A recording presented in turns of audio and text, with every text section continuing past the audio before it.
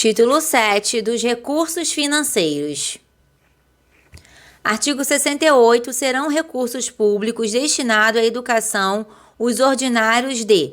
Então, aqui vai ser todos os recursos públicos que estarão sendo destinados à educação. Receita de impostos próprios da União, dos estados, do Distrito Federal e dos municípios. Então, é muito comum a gente escutar assim, esse ano o município arrecadou bastante impostos. Então, porque esses impostos que o município arrecada vai ser revertido como recurso público para a educação. E assim o Estado, a União e o Distrito Federal. Receita de transferência constitucionais ou outras transferências. Receita de salário e educação e de outras contribuições sociais. Receita de incentivos fiscais e outros recursos previstos em lei. Então, aqui são alguns recursos que o município, o Estado, o Distrito Federal e a União vão estar utilizando para melhorar a educação de cada sistema de ensino. Artigo 69. A União aplicará anualmente nunca menos de 18% e os estados, o Distrito Federal e os municípios 25%, ou que consta nas respectivas Constituição ou leis orgânicas da receita resultante de impostos, compreendidas as transferências constitucionais na manutenção e desenvolvimento do ensino público. Então, esse artigo 69 já caiu em alguns concursos públicos. E a dica que eu vou te dar... Fernanda, como é que eu vou fazer para me saber quando é 18 e quando é 25? Nós sabemos que a pessoa ela só tem a maioridade quando ela chega aos 18 anos. Ela só consegue fazer um monte de coisa sem precisar da autorização de um responsável a partir dos 18.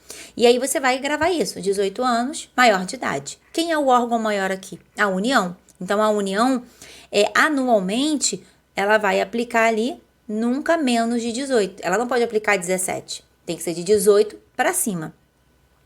E os estados, o Distrito Federal e os municípios, 25%, tá? Então, aí você já vai decorar que a maioridade é 18 anos. Então, quem é o órgão maior aqui? A União.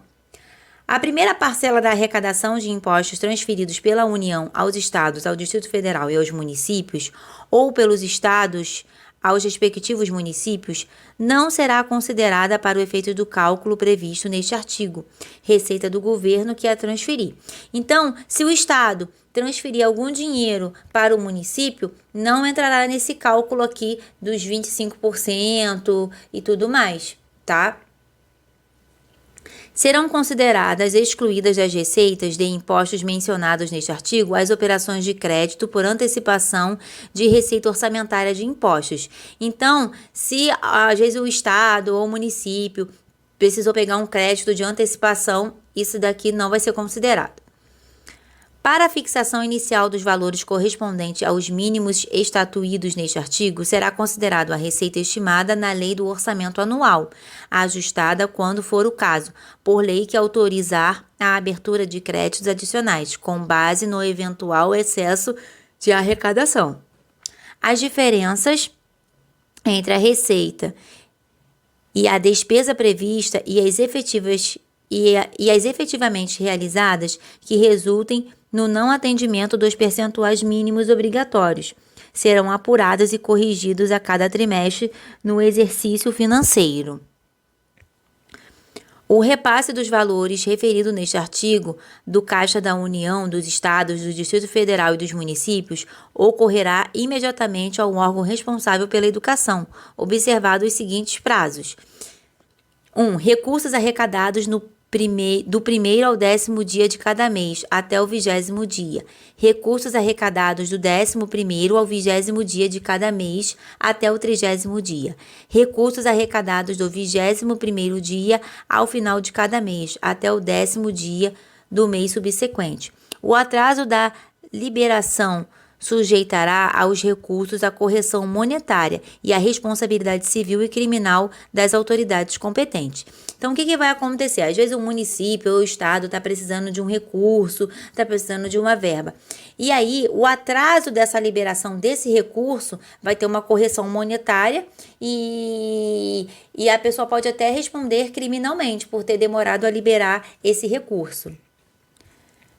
Consideração como de manutenção ou desenvolvimento do ensino, as despesas realizadas com vistas à consecução dos objetivos básicos das das instituições educacionais de todos os níveis, compreendendo as que se destinam a remuneração e aperfeiçoamento do pessoal docente e dos demais profissionais da educação, aquisição, manutenção, construção e conservação de instalações e equipamentos necessários de ensino, uso e manutenção de bens e serviços vinculados ao ensino, levantamentos estatísticos, estatutos e pesquisas, visando perceptualmente ao aprimoramento da qualidade e expansão do ensino.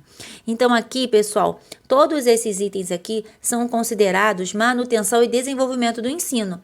Então, quando um professor ele tem um plano de cargos e salário, é a manutenção do ensino. A manutenção, a conservação do prédio físico, ar-condicionado, aparelhos eletrônicos, pinturas. Então, tudo isso significa manutenção e desenvolvimento do ensino. E aqui, pessoal, está falando em todos os níveis. Então, nós temos nível 1, educação básica, e nível 2, educação superior.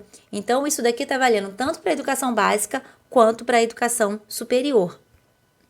Realização de atividades meio necessárias ao funcionamento dos sistemas de ensino, concessão de bolsas de estudos a alunos de escolas públicas e privadas.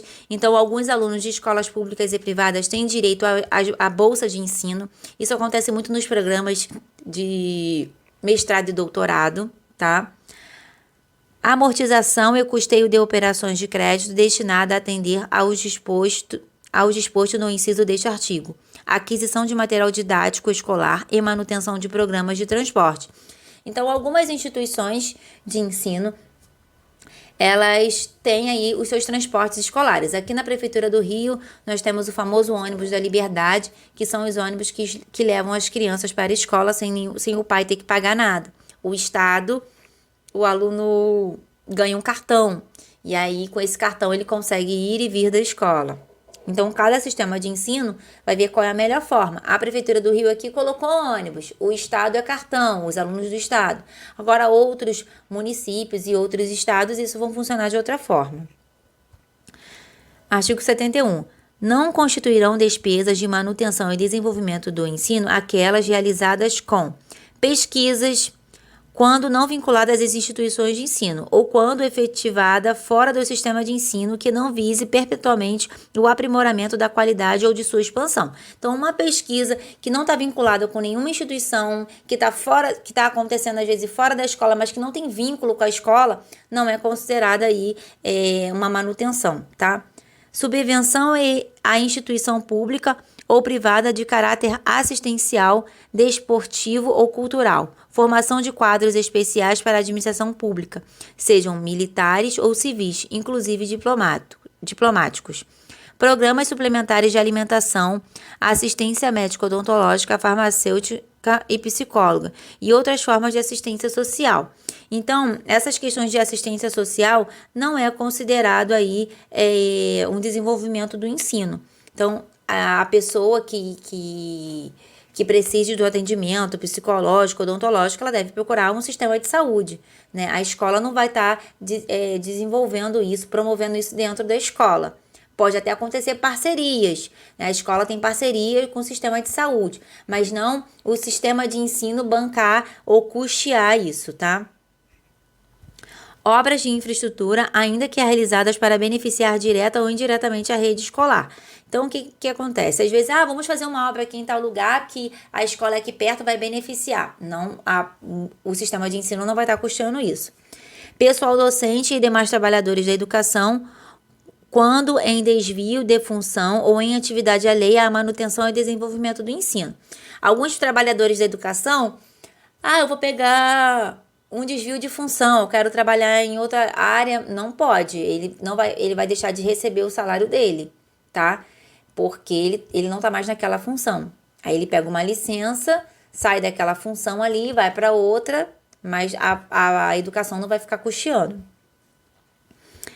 As receitas e despesas com manutenção e desenvolvimento do ensino serão apuradas e publicadas nos balanços do poder público, assim como nos relatórios a que se refere o parágrafo 3º do artigo 165 da Constituição Federal. Os órgãos fiscalizadores examinarão prioritariamente na prestação de contas de recursos públicos o cumprimento do disposto no artigo 212 da Constituição Federal, no artigo 60 do ato das disposições constitucionais transitórias e na legislação concernente. Esse artigo 212, pessoal, é o artigo que vai estar falando do Fundeb, tá?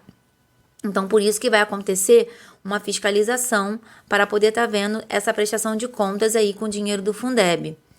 A União, em colaboração com os estados do Distrito Federal e os municípios, estabelecerão um padrão mínimo de oportunidades educacionais para o ensino fundamental, baseado no cálculo de custo mínimo por aluno, cada vez capaz de assegurar um ensino de qualidade. Então, vai ter um padrão mínimo, tá, para o ensino fundamental, e aí esse cálculo vai ser feito com base no aluno, por aluno. Ah, por aluno nós gastamos tanto. Então, as escolas vão receber tanto por aluno, tá? O custo mínimo de que trata este artigo será calculado pela União ao final de cada ano, com validade para o ano subsequente, considerando variações regionais no custo dos insumos e as diversas modalidades de ensino. Então, um aluno aqui no Rio de Janeiro, ele gasta mais do que um aluno em outro município, em outro local, tá? Então, isso aí vai ser por questão também, eles vão estar avaliando as questões regionais e tudo mais, porque a gente sabe que há uma diferença, né? Na questão da merenda, na questão do ensino e tudo mais. A questão do custo mesmo, mas a qualidade deve ser a mesma. A ação supletiva e redistributiva da União e dos Estados será exercida de modo a corrigir progressivamente a disparidade de acesso e garantir o padrão mínimo de qualidade por ensino. Então, essa ação supletiva, redistributiva, merenda, o transporte escolar, material didático, essas ações, ela veio justamente para que a gente consiga manter um padrão de qualidade dentro da escola. A ação a que se refere este artigo obedecerá à fórmula de domínio público, que inclua a capacidade de atendimento e a medida do esforço fiscal do respectivo Estado, do Distrito Federal ou do município, em favor da manutenção e desenvolvimento do ensino. A capacidade de atendimento de cada governo será definida pela razão entre os recursos de uso constitucionalmente obrigatório na manutenção e desenvolvimento do ensino e ao custo anual do aluno relativo ao padrão mínimo de qualidade. Então, essa capacidade de atendimento do governo vai ser aí de acordo com a manutenção e desenvolvimento do ensino e com o custo anual de cada aluno. Então, o município vai falar, nós gastamos tanto por aluno, então a nossa capacidade de atender é tanto, tá? Para poder manter esse padrão mínimo de qualidade.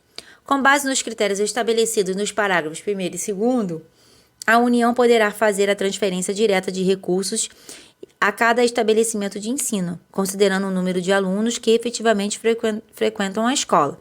Então, a União, ela vai poder, vou transferir tanto para o município, vai poder fazer essa transferência direta, sem ter que passar por uma avaliação e tudo mais.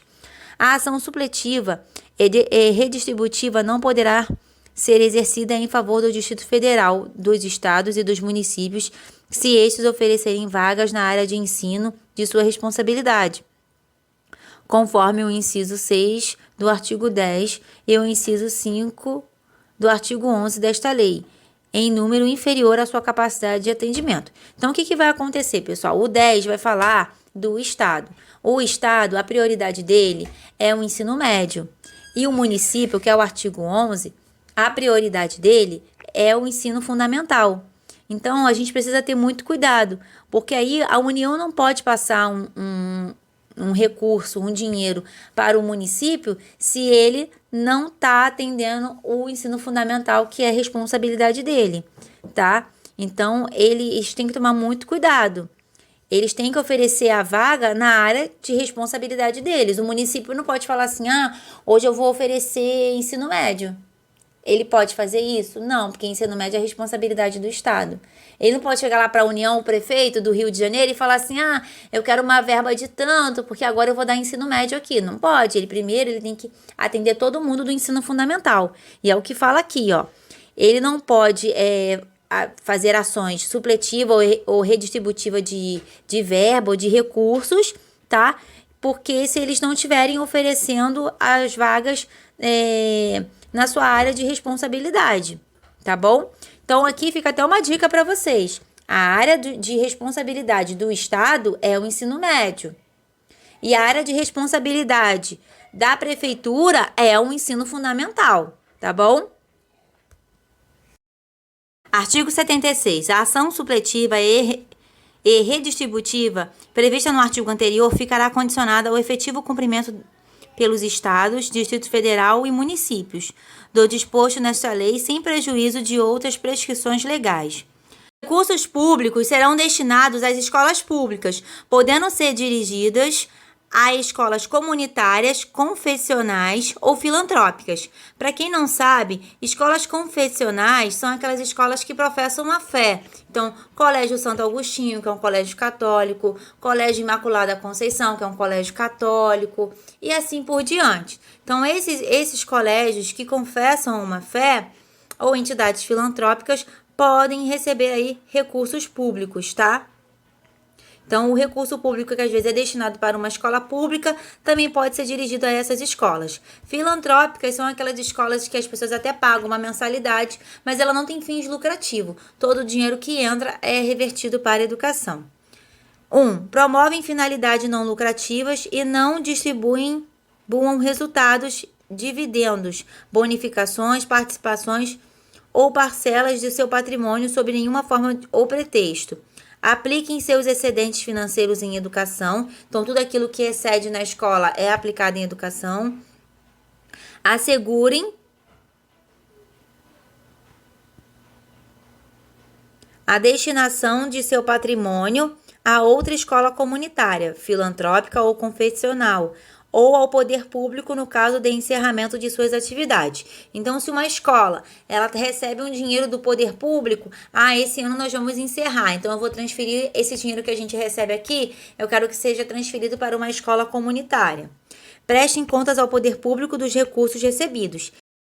Os recursos de que trata este artigo poderão ser destinados a bolsas de estudos para educação básica, na forma da lei, para os que demonstrarem insuficiência de recursos, quando houver falta de vagas e recursos regulares da rede pública de domicílio do educando, ficando o poder público obrigado a investir prioritariamente na expansão de sua rede local.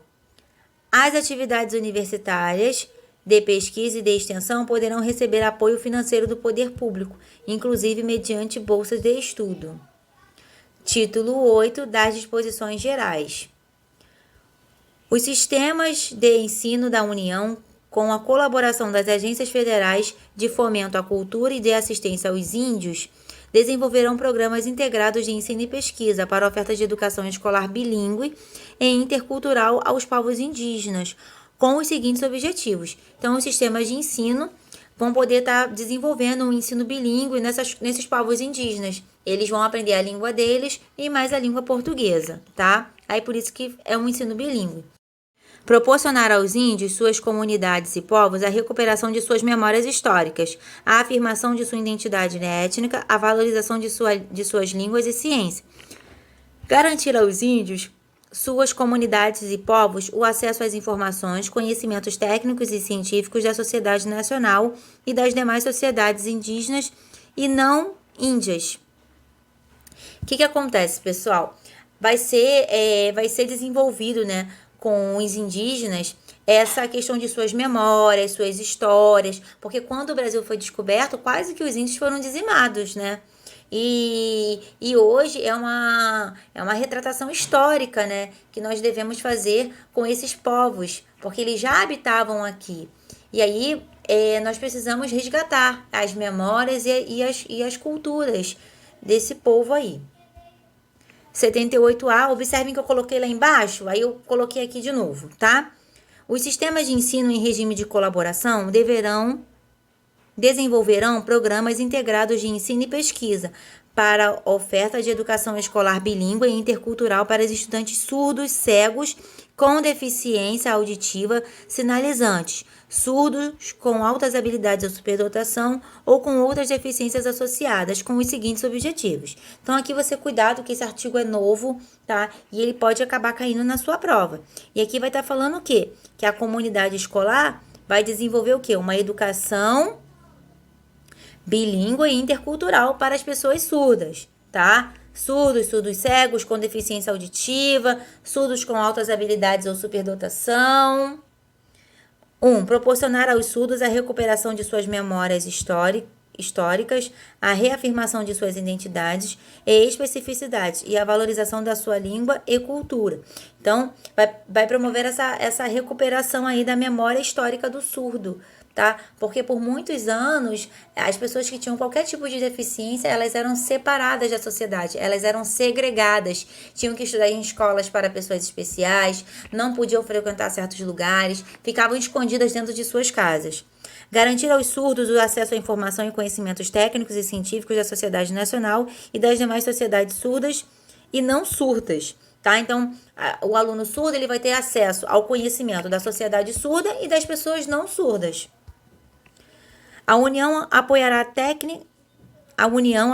técnica e financeiramente os sistemas de ensino no provimento da educação bilíngue e intercultural às comunidades surdas, com desenvolvimento de programas integrados de ensino e pesquisa. Então, a União vai estar apoiando aí essa questão técnica e financeiramente dos sistemas de ensino para promover essa educação bilíngue, tá? Principalmente a questão de ensino e pesquisa.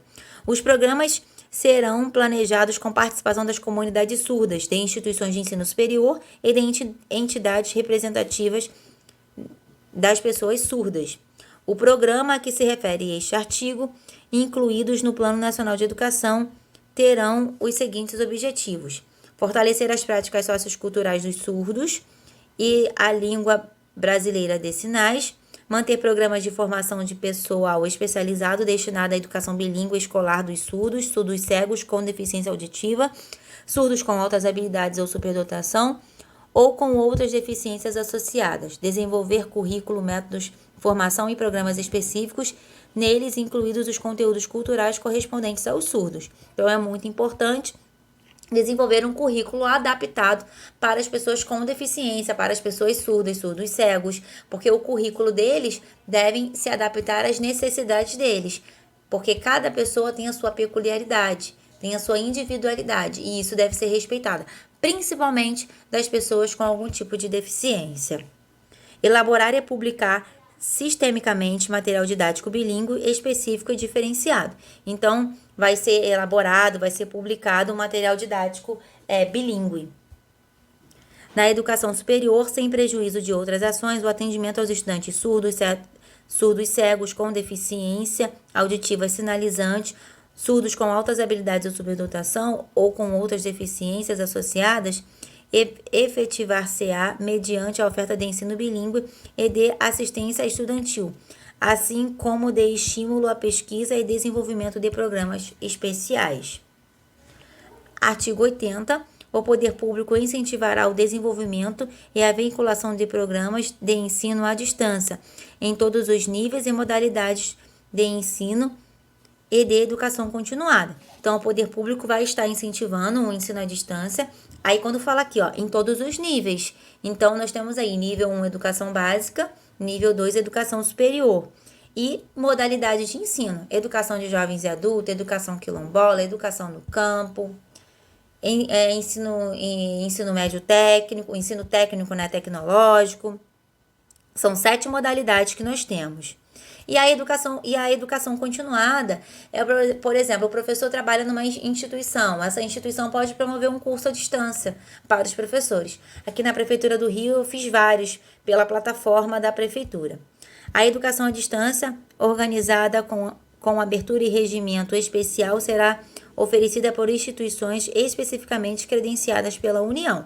Então, só pode oferecer os cursos à distância as instituições que têm aí o seu credenciamento pela União.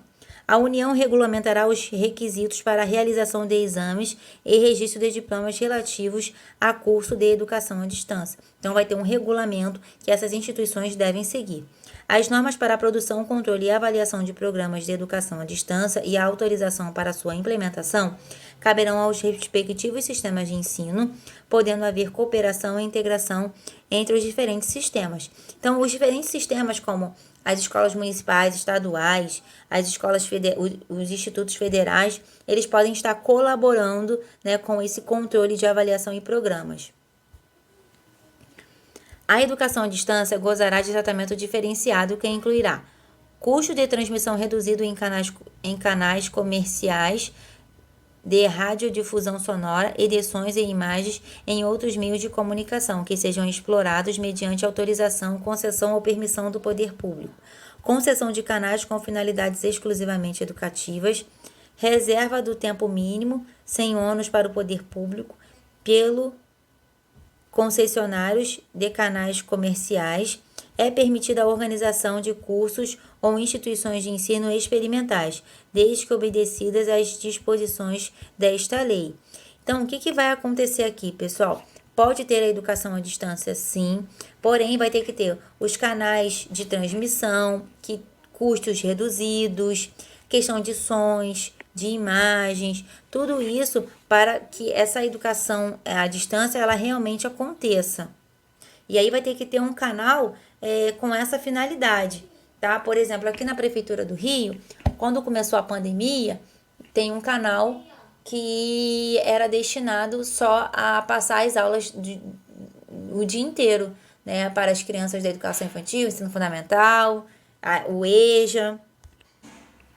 Os sistemas de ensino estabelecerão as normas de realização de estágio em sua jurisdição, observada a lei federal sobre a matéria.